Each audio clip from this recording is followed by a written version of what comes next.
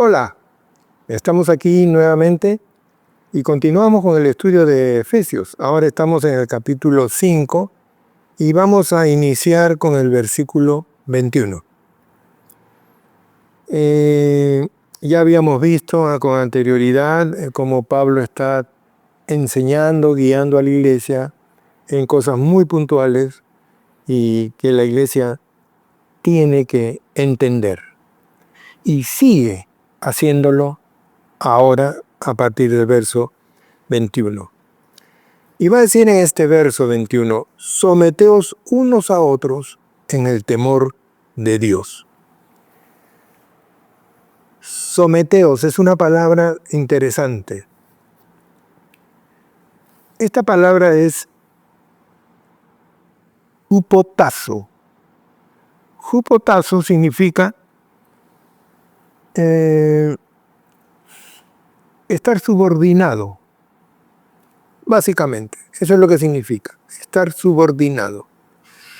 Pero esta palabra hupotazo tiene una raíz que nos aclara mucho el significado de lo que Pablo quiere en realidad decir. Ustedes saben que las palabras en todos los idiomas se construyen a través de el uso de otras palabras básicas que se les llama las raíces, que dan origen a nuevas palabras.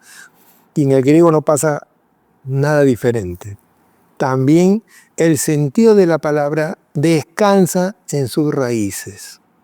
Y en este caso hay una raíz de hupotazo que es hupo, la primera parte, que significa bajo, debajo, y la otra es tazo. Tazo significa, y aquí viene lo interesante, arreglar de manera ordenada. Organizar, en otras palabras. Entonces, hupotazo nos está llevando al entendimiento de que en la iglesia tenemos que estar bajo un orden establecido, bajo una organización establecida, pero esta supervisión, vamos a llamarla así, es entre unos y otros. Dicen, someteos unos a otros. Si nos quedamos con el término someteos, nos da la impresión de que estamos bajo una presión, bajo una autoridad. Pero eso no es lo que está diciendo Pablo. Pablo está diciendo, organícense. Cada uno póngase debajo de cada uno en el tema de la organización que se les está enseñando. Es unos a otros. Nadie está por encima, nadie está por debajo. Todos están buscando ese orden, supervisándose mutuamente en el temor de Dios. Y aquí en la palabra temor es una palabra dura, fuerte, significa miedo, ¿sí? Hasta pánico. Pero cuando se refiere al temor de Dios no estamos hablando de ese tipo de temor. Estamos hablando de un respeto al Señor. Estamos hablando, si algún temor hubiera en nosotros con respecto al Señor, sería en faltar a su palabra, en faltar a su santidad, en desobedecerle. Eso sí sería un temor para nosotros. Pero aquí lo que Pablo está pidiendo es que la iglesia se organice bajo el respeto que se le debe dar al Señor.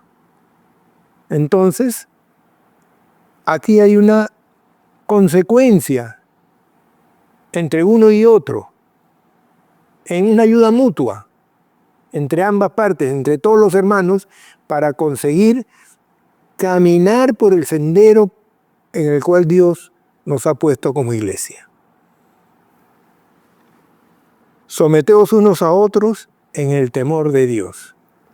Y ahora viene el versículo 22, que dice así, si usted lo lee en su Biblia va a decir, las casadas estén sujetas a sus propios maridos como al Señor.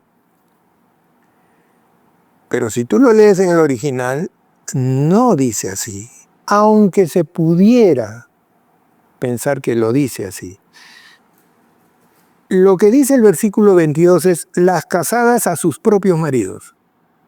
¿Qué significan las casadas a sus propios maridos? Por eso es que no es bueno leer un versículo fuera de contexto porque arruina todo el sentido de lo que el autor quiere comunicar. Si leemos el 21 dice, someteos, supervísense unos a otros en el temor de Dios, las casadas a sus maridos. Ah, interesante. Las casadas, déjense supervisar por sus maridos.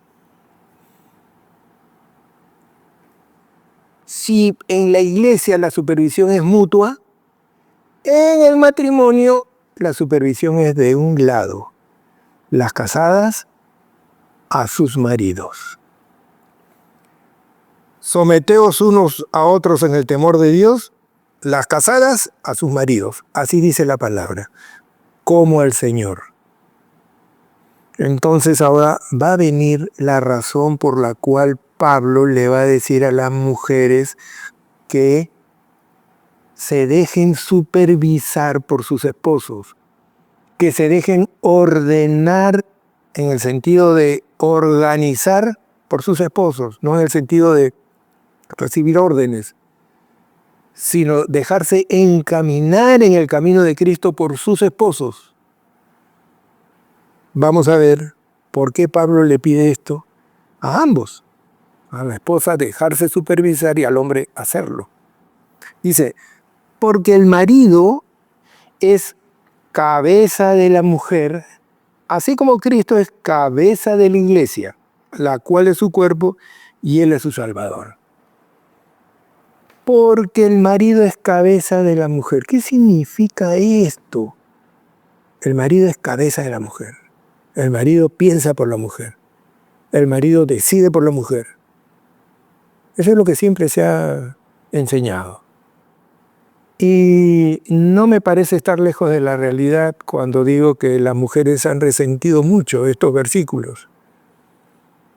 Y tal vez no sin poca razón. ¿Cuál es la palabra que se traduce como cabeza? Es una palabra interesante. La palabra es kefalé. Y kefalé significa cabeza, es verdad. Y también puede significar autoridad, es verdad. Pero en el sentido bíblico, kefalé es cabeza en un sentido muy particular y que está escrito, por si acaso, en el diccionario Strong. Y ustedes pueden acudir y verlo con toda libertad. Dice kefalé, cabeza, como la parte que se puede agarrar más prontamente. O sea, cabeza no en el sentido de autoridad, sino cabeza en el sentido de que es lo que más rápido tienes a la mano para aferrarte a esa cabeza y alcanzar seguridad. Eso es lo que es el esposo para la esposa. Y eso es lo que Pablo le está diciendo a la esposa con respecto a su esposo. Él te va a supervisar porque Él va a ser la persona a la cual tú vas a poder recurrir en tus momentos de dudas, de problemas, de tensiones, de temores, de angustia, de ansiedad. Es el lugar más cercano que tienes de donde agarrarte y aferrarte. Eso es kefalé para la pareja matrimonial. Eso es lo que significa ser cabeza para el hombre. Y eso es lo que debe significar ser cabeza para la mujer. Entonces, entendiendo esto, cambia mucho el sentido de lo que significa ser cabeza. Y ya antes vimos que cómo cambia el sentido de lo que significa estar sometido en la traducción del original. Y dice, porque el marido es cabeza de la mujer, así como Cristo es cabeza de la iglesia. Cumple perfectamente el mismo rol. ¿A quién acudimos como iglesia para refugiarnos? ¿A quién acudimos en la iglesia a pedir ayuda? ¿Quién es nuestro pronto socorro? Nuestra cabeza, que es Cristo. Cristo no es el que pone la bota sobre la iglesia, es el que da la mano, el consuelo, la ayuda y la disciplina también, cómo no. Así como Cristo es que falé de la iglesia, la cual es su cuerpo y Él es su Salvador. Ahora, yo quiero que ustedes entiendan, los varones sobre todo, la gran responsabilidad que Dios les está dando a los casados y que piensen los que no son casados en la gran responsabilidad que van a tener que asumir cuando se casen. A veces el matrimonio está encerrado en una burbuja de enamoramiento y creemos que eso es suficiente. Pero si leemos la palabra de Dios con detenimiento, nos daremos cuenta que hay una tremenda responsabilidad en el esposo con respecto a su esposa. Y luego veremos cuál es la responsabilidad de la esposa con respecto a su esposo. Y dice el verso 24. Así que, como la iglesia está sujeta a Cristo, está bajo la dirección de Cristo, así también las casadas lo estén a sus maridos en todo. ¿Ok?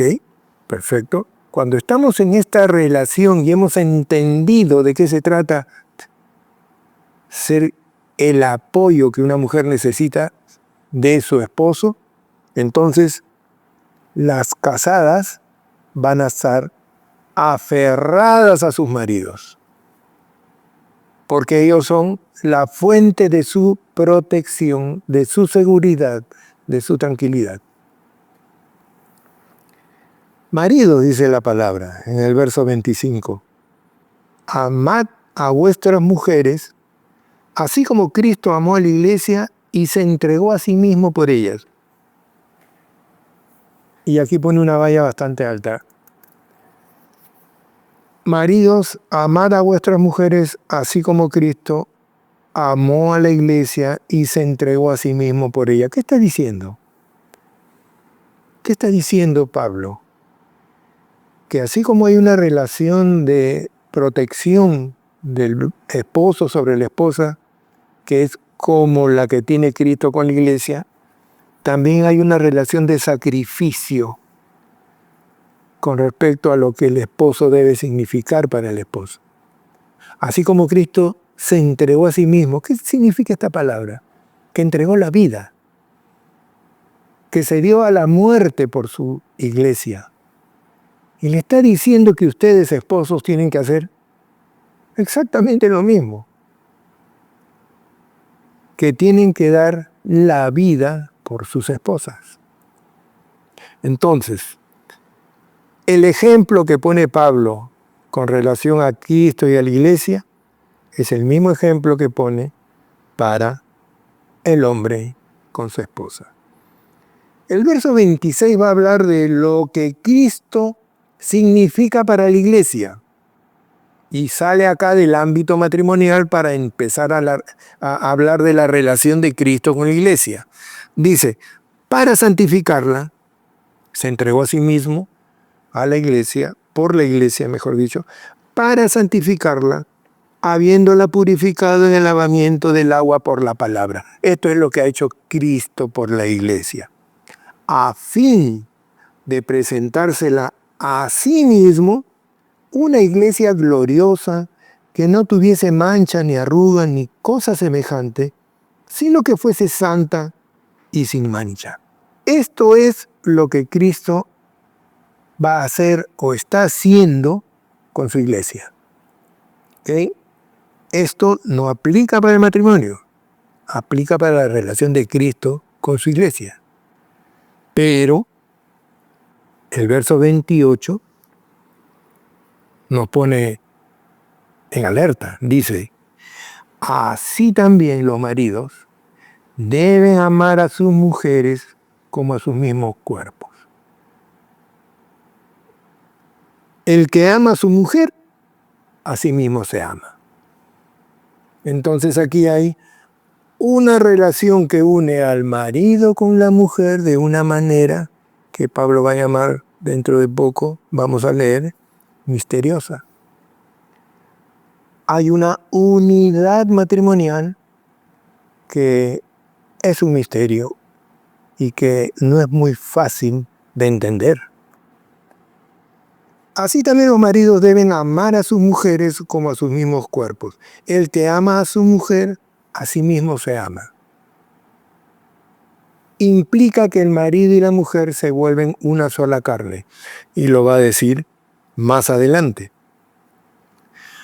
El verso 29 continúa, porque nadie aborreció jamás a su propia carne, sino que la sustenta y la cuida, como también Cristo a la iglesia.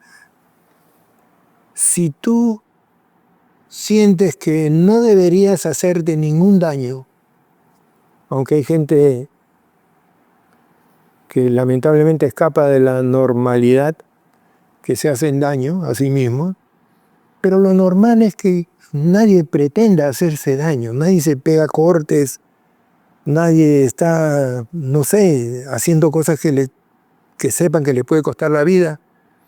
Es decir, cada uno trata de tratar a su cuerpo de la mejor manera posible. Y si tu esposa es parte de ese cuerpo, ¿cómo deberías tratarla?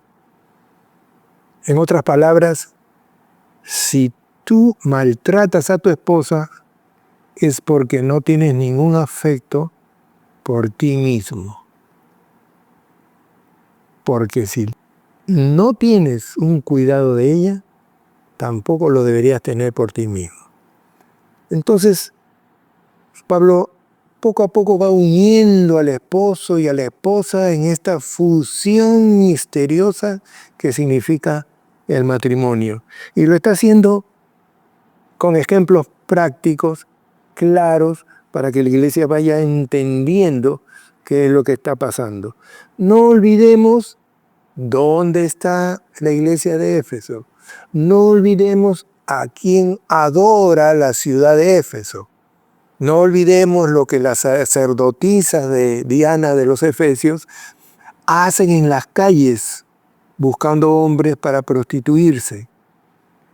Pablo está enseñando aquí que no podemos hacer eso porque somos una unidad con nuestra esposa y deberíamos ser incapaces de hacer nada malo con ellas. Versículo 30 dice, porque somos miembros de su cuerpo, de su carne y de sus huesos.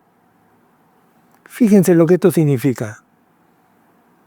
Esto es aquello que Pablo va a reconocer después que es un misterio, pero que es una realidad. No podemos dejar de reconocer que la palabra de Dios funde al matrimonio en una unidad indisoluble.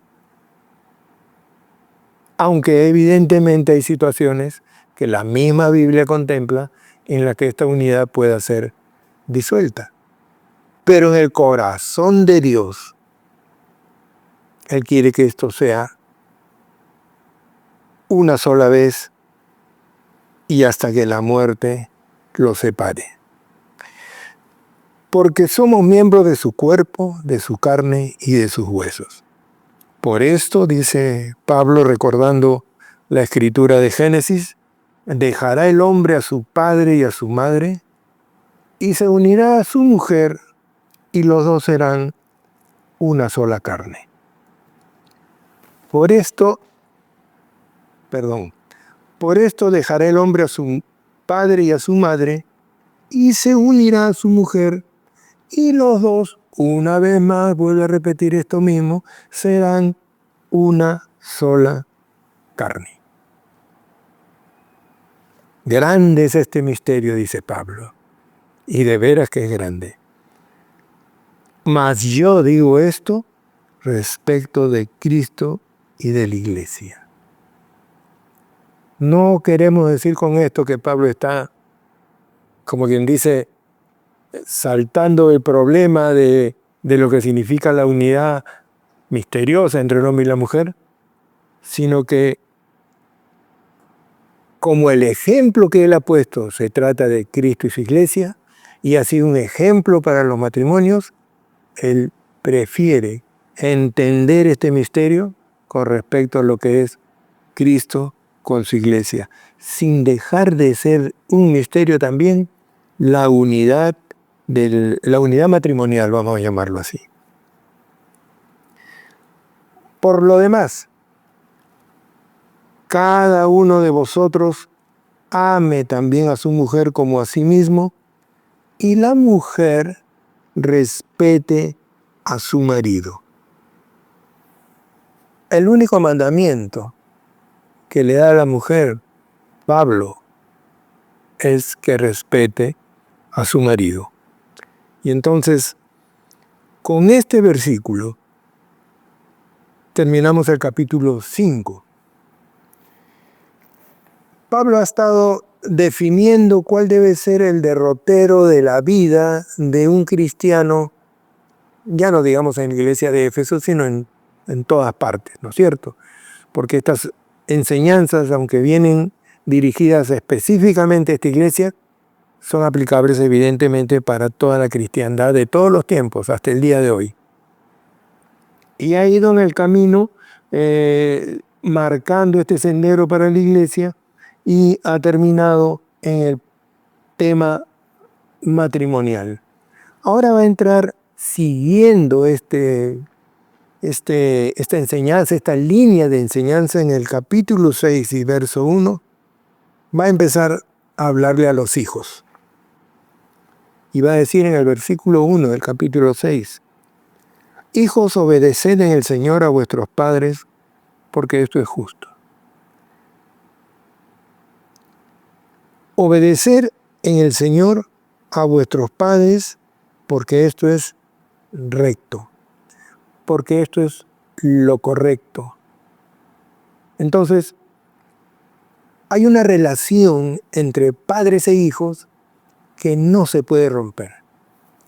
Muchas veces he escuchado, y seguramente ustedes también, decir que los padres deben ser amigos de los hijos. Suena bonito, ¿no? Simpático, sí, somos grandes amigos, y puede haber una bella relación entre los padres y los hijos, pero nunca van a ser amigos, porque la amistad rompe todo tipo de disciplina y de sujeción entre los amigos. Se cuentan todo, se hablan de todo, se confían todo, porque no hay nada que criticar, porque hay un lazo de amistad que consiente todo. Entre los padres y los hijos no puede existir esa relación, y no va a existir.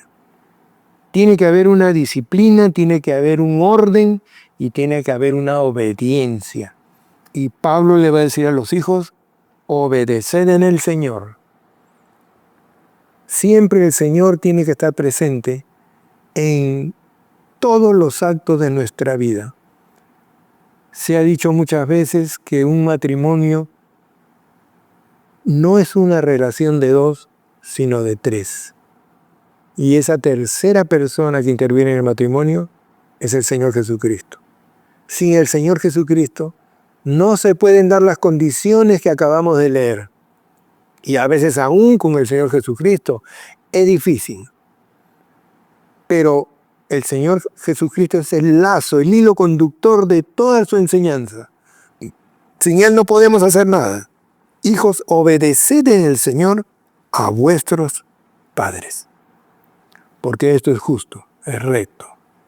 Dice, honra a tu padre y a tu madre, que es el primer mandamiento con promesa.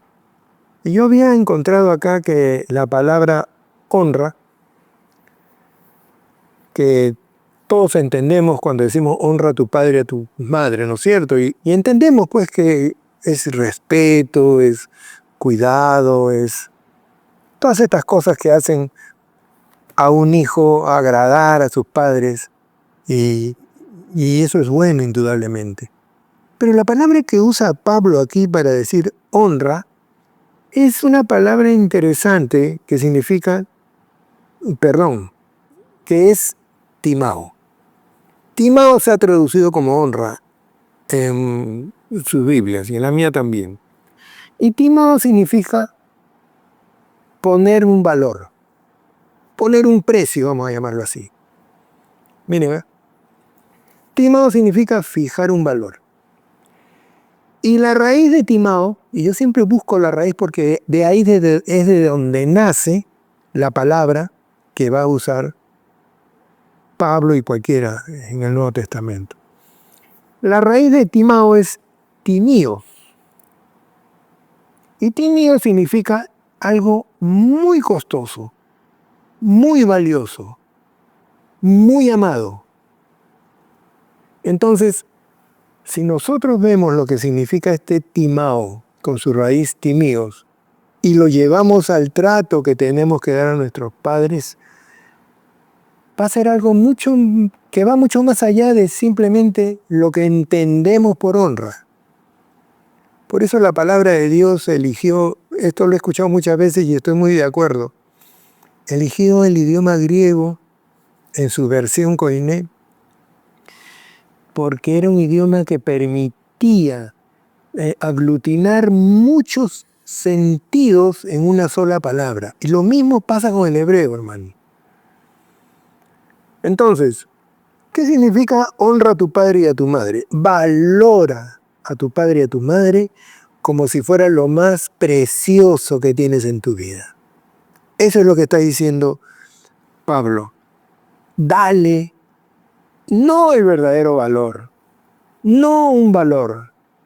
Dale el mayor valor que pudieras a tu padre y a tu madre.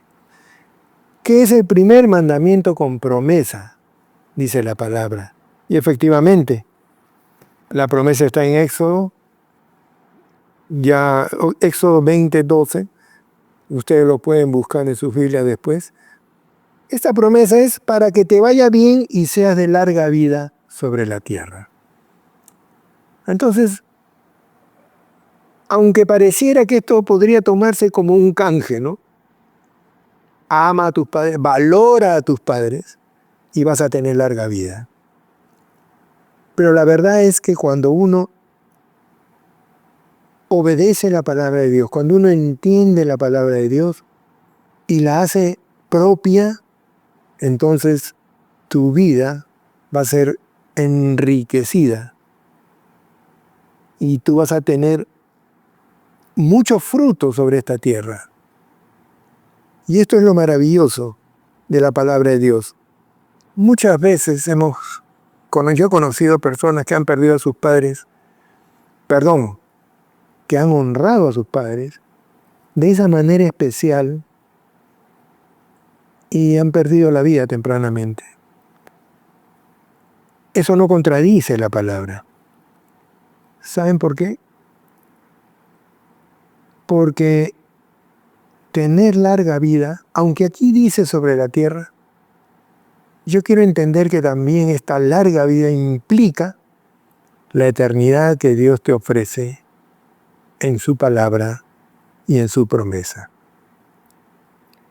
El verso 4 va a decir, y vosotros padres, no provoquéis a ira a vuestros hijos, sino criadlos en disciplina y amonestación del Señor. No provoquéis a ira.